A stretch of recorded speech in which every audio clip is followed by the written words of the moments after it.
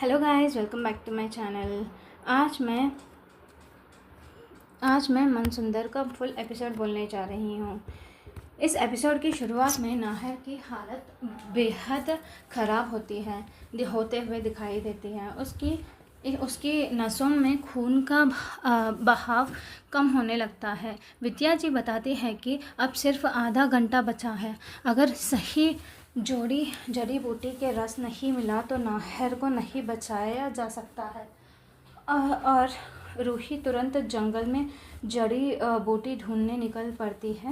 शुरू में वो भड़क जाती है, पर माता रानी के से प्रार्थना करने के बाद उसे वही जड़ी बूटी मिलती है। लेकिन रास्ते में अग्नि आ जाती है, उसे मिलती है और चालाकी से उसे भटकाकर असली जड़ी बूटी की जगह एक जहरीली पत्ती थामा देती है। रूही जब वो पत्ती लेकर पहुंचती है और उसका रस निकालती है तो वो रस की कुछ बूंदें ज़मीन पर गिरती है, जिसे पीते ही एक छेंती तुरंत मर जाती है। विद्या जी देखकर हैरान रह जाती है कि ये जड़ी बूटी नकली बल्कि जहर है। रूही के पास अब सिर्फ 10 मिनट बचा है। वो दोबारा दौड़कर जंगल जाती है और इस बार माता रानी की कृपा से सही जड़ी बूटी लेकर आती है, जिससे नाहर का उस पर उपचार शुरू होता है। दूसरी तरफ अग्नि इस डर में है कि अगर नाहर ठीक हो गया तो उसे घर से निकाल दिया जाएगा। वो खुद के नाम सब कुछ करवाना चाहती है। तभी वहाँ युवराज आ जाता है। युवराज ने अग्नि को अकेले में बात करते सुन लिया है। नाहर चल नहीं पा रहा है या नाहर का इलाज, जिससे उसे शक होता है कि नाहर जिंदा है। अग्नि बात को घुमाने के लिए नाटक करती है।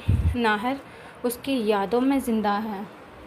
युवराज उसकी एक्टिंग को पकड़ लेता है और अपनी डील के मुताबिक ज़मीन का कागजात अपने नाम करने की मांग करता है, क्योंकि उसने रूही को घर से निकलवाने के मदद की थी। दोनों के बीच बेहद तीखी बहस होती है। युवराज धमकी देता है कि अगर ज़मीन उसके नाम नहीं हुई तो अग्नि का सारा सच सबके सामने ले आएगा।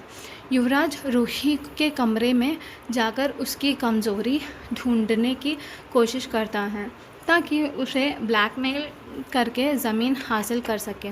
वह उसे रूही का पर्सनल डायरी और पेंटिंग मिलता है। डायरी में रूही ने नाहर के लिए अपने बेहद गहरा और सच्चा प्यार की बातें लिखी होती हैं। नाहर देखने में इतना हैंडसम और अमीर है, फिर भी वो रूही जैसे एक मामूली देखने वाली लड़की से इतना बेहद प्यार करता है। उसे चेहरा युवराज का नाहर से 99% मिलता है, पर प्यार के मामले में नाहर उससे कहीं ज़्यादा अमीर है। एपिसोड के अंत में युवराज पर कोई मुसीबत आती है या उसका एक्सीडेंट होने से रूही उसे बचाती है। युवराज के थैंक यू बोलने पर रूही उसे साफ कहती है कि ये हमेशा संस्कार है जो हमने मदद की, वरना जिस तरह की बदतमीज़ी तुमने की है, अगर तुम्हारा सर भी फूट जाता तो मुझे सुकून मिलता। रूही उसे आईना दिखाती है।